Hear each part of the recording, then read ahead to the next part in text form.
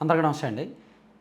హోంమంత్రి అనిత గారు ఏ క్షణాన ఆమె బాధ్యతలు స్వీకరించారో కానీ తరచూ వివాదాలు, ఆరోపణలు ఏదో ఒక రూపంలో ఆమె ప్రమేయం ఉన్నా లేకపోయినా, ఆమె పాత్ర ఉన్నా లేకపోయినా ఆమె చుట్టుముడుతున్నాయి.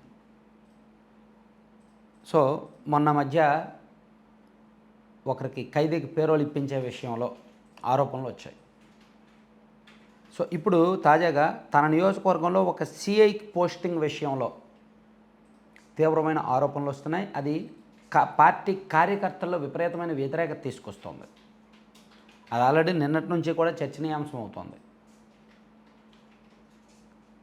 ఆయన పాయకరావుపేట సిఐగా మే ఫస్ట్ వీక్లో శంకర్రావు గారని బాధ్యతలు స్వీకరించారు. ఈయన కరుడు కట్టిన వైసీపీ వాది అని ఒక బలమైన ముద్ర ఉంది. గతంలో వైసీపీ అధికారంలో ఉన్నప్పుడు ఈయన పలాస నియోజకవర్గంలో, శ్రీకాకుళం జిల్లా పలాస నియోజకవర్గంలో పలాస కాశీబుగ్గ ఆ ప్రాంత సిఐగా పనిచేశారు. అప్పుడు సీదిరి అప్పలరాజు గారు మంత్రిగా ఉన్నప్పుడు ఈయన అనేక అరాచకాలు చేసేవాళ్ళంట. తెలుగుదేశం పార్టీ కార్యకర్తల మీద అక్రమ కేసులు పెట్టి వాళ్ళని రాత్రి వేళల్లో నిర్బంధించి చాలా దారుణంగా హింసించేవారంట. సో అలా దాదాపుగా 130 మందికి పైగా టీడీపీ నాయకులు, కార్యకర్తల మీద కేసులు పెట్టారంట. లెక్కలేనన్ని అరాచకాలు చేశారంట. సో కూటమి ప్రభుత్వం వచ్చాక తను వీఆర్లో పెట్టారు. ఆ సిఐని ఏరుకోరి తీసుకువచ్చి హోంమంత్రి గారు తన నియోజకవర్గంలో పోస్టింగ్ ఇచ్చారు. ఇది హోంమంత్రి గారికి తెలిసి జరిగిందా, తెలియక జరిగిందా? తెలియక జరిగితే తన పదవికి అనర్హురాలు. తన నియోజకవర్గంలో తన డిపార్ట్మెంట్లో పోస్టింగ్లు తనకు తెలిసాక జరగాలి. తెలిసి జరిగితే తన పార్టీకి ద్రోహం చేసినట్టే, పార్టీ క్యాడర్ ఎమోషన్స్ని ద్రోహం చేసినట్టే. సో రెండిట్లో ఏదో ఒకటి డిసైడ్ చేసుకోవాలి. వైకాపా నాయకులు దాష్టీగాలిపోయి పోలీస్ స్టేషన్లో ఫిర్యాదు ఇవ్వడానికి గౌతి శిరీష వెళ్తే లోపలికి రానివ్వకుండా తీవ్రంగా అవమానించారు. ఆ తర్వాత టీడీపీ కార్యకర్తలను ఒకే రోజు ఒక 15 మందికి పైగా అరెస్ట్ చేసి నిర్బంధించి రాత్రి చిత్రహింసలకు గురి చేస్తే నెక్స్ట్ డే శిరీష గారు ఇమీడియట్గా పార్టీ ఆఫీస్లోనే చాలాసార్లు ప్రెస్ మీట్ పెట్టారు ఈ సిఐ గురించి. ఆమె తెదేపా సామాజిక మాధ్యమ కార్యకర్త లక్కోజు వినోద్ వైకాపా రాజకీయాలపై పోస్టింగ్లు పెట్టడాన్ని సహించలేని శంకర్రావు ఓ రాత్రంతా అతన్ని అక్రమంగా నిర్బంధించారు. వైకాపా సామాజిక మాధ్యమ కార్యకర్తలను రహస్య ప్రదేశానికి పిలిపించి వారితో వినోద్ను తీవ్రంగా కొట్టించారు.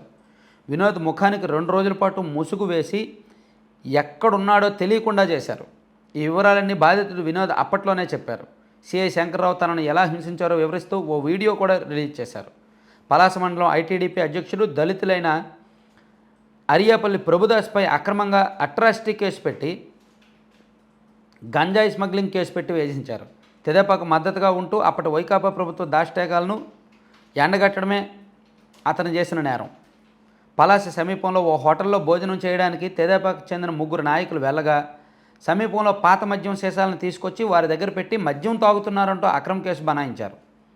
శంకర్రావు వేధింపులు భరించలేని ఓ తెదేపా నాయకుడు అప్పట్లో సిఐ శంకర్రావు గారు, మీరు నన్ను తీవ్రంగా వేధిస్తున్నారు, అక్రమ కేసులు పెట్టి హింసిస్తున్నారు, మీ పేరు చెప్పి చేసుకుంటా అని చెప్పి వాపోయారు.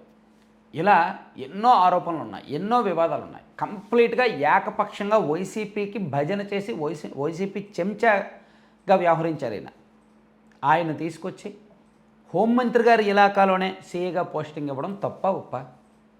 ఇక నేను మళ్ళీ చెప్తున్నా, హోంమంత్రి అనిత గారికి తెలిసే పోస్టింగ్ ఇస్తే ఆమె క్యాడర్ ఎమోషన్స్ని పట్టించుకోనట్టే. ఎందుకంటే కూటమి ప్రభుత్వం అధికారంలోకి వచ్చిన కొత్తలో వైసీపీ ప్రభుత్వంలో పూర్తిగా వైసీపీ వాళ్ళకు అనుకూలంగా వ్యవహరించిన సిఐలు ఎవరు, డిఎస్పీలు ఎవరు, ఎస్పీలు ఎవరు అనేది ఒక లిస్ట్ చేసుకున్నారు కదా. అందులో ప్రతి సిఐ ప్రొఫైల్ ఆమె దగ్గర ఉండాలి కదా, ఉంటుంది కదా. తన నియోజకవర్గంలో ఒక సిఐకి పోస్టింగ్ ఇచ్చినప్పుడు ఆమె 1-2 సార్లు వెరిఫై చేసుకోవాలి కదా, ఇతను గత చరిత్ర ఏంటి, గతంలో ఎక్కడ చేశాడు, ఏం చేశాడు అనేది. అదేమీ వెరిఫై చేసుకోకుండా పెట్టారేంటి? తన నియోజకవర్గంలో సిఐ పోస్టింగ్ తన చేతిలో ఉండే పనే కదా, తన శాఖే కదా. తనకు తెలియకుండా ఎవరైనా పైన వాళ్ళు ప్రెజర్ చేసి పోస్టింగ్ ఇచ్చేశారా? సో ఏదైనా సరే అక్కడ క్యాడర్ ఎమోషన్స్ని పట్టించుకోనట్టే, క్యాడర్కి అన్యాయం జరుగుతున్నట్టే. ఇవ్వచ్చు, పోస్టింగ్లు ఇవ్వచ్చు, ఇటువంటి వాళ్ళకి పోస్టింగ్ ఇవ్వద్దని చెప్పట్లా. అప్రాధాన్య పోస్టులు ఇవ్వచ్చు, ఇంకెక్కడో ఇవ్వచ్చు, చాలా ఉంటాయన్నమాట. కానీ హోంమంత్రి గారి సొంత నియోజకవర్గంలో ఇచ్చారంటే మాత్రం కొత్త అనుమానాలకు తాపిస్తోంది.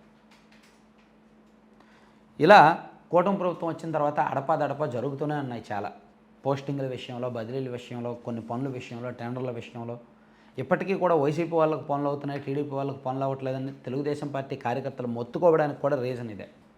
మా ఎమోషన్స్ని పట్టించుకోవట్లేదని చెప్పడానికి కూడా రీజన్ ఇదే. ఇటువంటి ఘటనలే అడపాదడపా ఈ ఘటనలు బయటకు రావడం, దాన్ని టీడీపీ మీడియా వల్లే హైలైట్గా ఈనాడు, ఆంధ్రజ్యోతిలోనే పెద్ద పెద్దగా హైలైట్ చేసి రాయడంతో టీడీపీ కూటమి ప్రభుత్వం మరింత డిఫెన్స్లోకి వెళ్ళిపోతుంది. సో ఈ మధ్య ఒక 6-7 నెలల కిందటే హోంమంత్రి గారికి సంబంధించి ఒక పేరోల్ అంశం, ఎవరు ఒక వైసీపీకి చెందిన వాళ్ళకి పేరోల్ ఇప్పించడానికి ఆమె సంతకం చేశారని, సిఫార్సు చేశారని, నెల్లూరు జిల్లాకు చెందిన 2 ఎమ్మెల్యేలు ప్రెజర్ చేశారని, సో ఆమెకు తెలియకుండానే పేరోల్ ఇప్పించేశారని రకరకాల ఆరోపణలు, వివాదాలు వచ్చాయి. సో దాని నుంచి బయటపడినప్పుడు మళ్ళీ ఇది ఇలా చాలా జరుగుతున్నాయి అన్నమాట డిపార్ట్మెంట్లో ఇంటర్నల్గా. Thank you.